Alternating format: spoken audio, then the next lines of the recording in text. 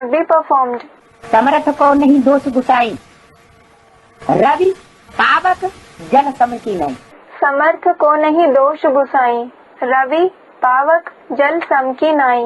Meaning, the one who is capable is not blamed, just as the sun, fire and water. जैसे सूर्य गंदे से गंदा सामान, सड़ा हुआ सामान सूर्य के सामने डाल दो, वो सुखा देगा। Just like the sun, place the dirtiest things, decayed things before the sun. It will dry them up. गंद को खा जाएगा, बीमार नहीं पड़ेगा।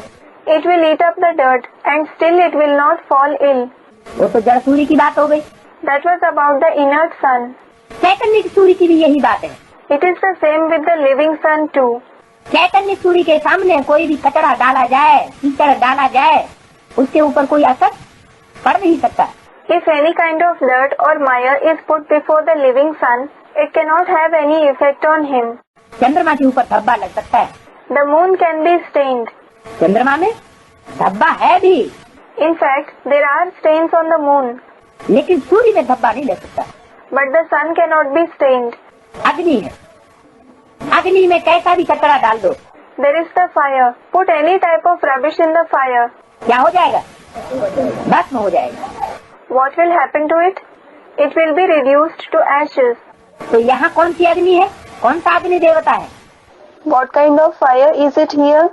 Which is the deity of fire? है? योग अग्नि का देवता, Yogeshwar. The deity of the fire of Yog, Yogagni, Yogeshwar. तो जिसका योग पूरा पूरा लगा हुआ है वो तो कोई भी कर्म करे। So, the one who is having Yog completely, he may do any action, karm. जैसे बाबा मुरली में बैठते, कुछ भी करो, Just like Baba says in the Murli, do anything. भले कोई कर्म करो, लेकिन क्या करो? You may perform any action, but what should you do? लेकिन क्या करो? But what should you do?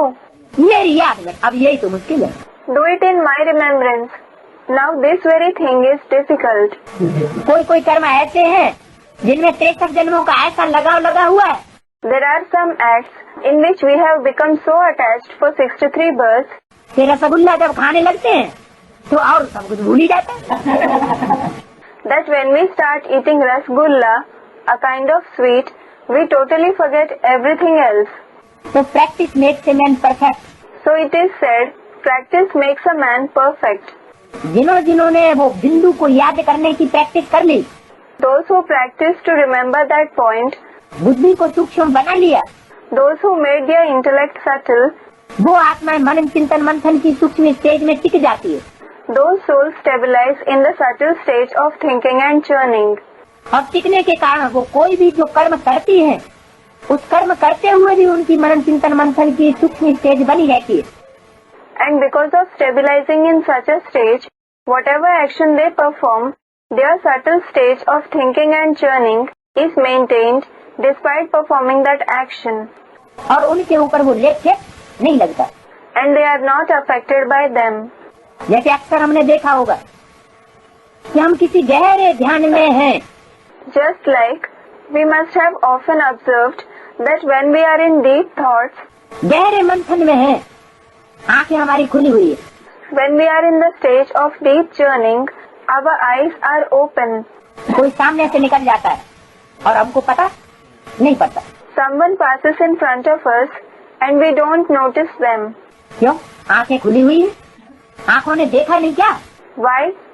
The eyes were open. Didn't the eyes see them? A student said something. हाँ, आंख स्थूल आंख है, Yes, the eyes are physical. ये इंद्रियां भी स्थूल हैं। These indriya are also physical. Indriya, parts of the body used to perform actions and the organs of senses. स्थूल इंद्रियां कोई भी भोग नहीं भोग सकती और उनका कोई भी पाप पुण्य नहीं बन सकता। Physical indriya cannot experience any pleasure, that is bhog, and no sin or merit can accumulate through them. यदि मन बुद्धि दूसरी जगह लगी हुई, If the mind and the intellect are engaged somewhere else, तो मन बुद्धि से अगर हम ज्योति बिंदु बाप जो शक्ति पर पार्ट बजाय रहा है प्रैक्टिकल में, उसकी याद में उसके लब में लीन है। so If through the mind and intellect we are absorbed in the remembrance and love of the point of light Father, who is playing a role in practice in this world, तो हमारे ऊपर कोई पाप लग नहीं सकता किसी भी कर्म का, no sin of any action can stain us.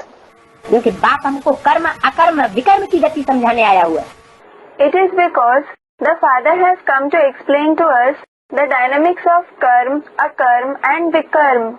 Karma means actions, akarma means actions which have no effect, and vikarma means actions opposite to the Srimad. अकर्म कैसे बनता है, ये गति बाप ने हमको समझाई है।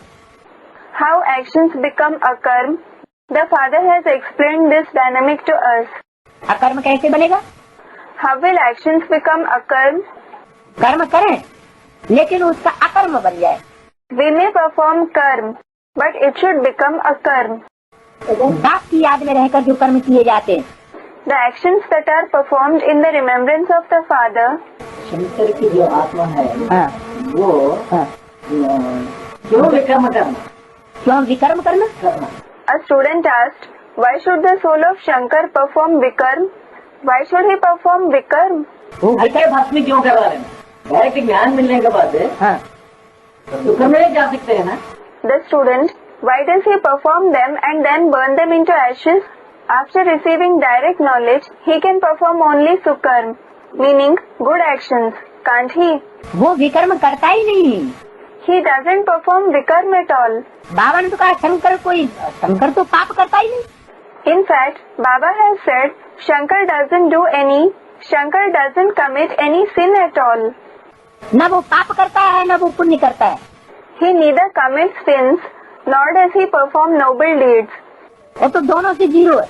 He is zero, that is neutral in both.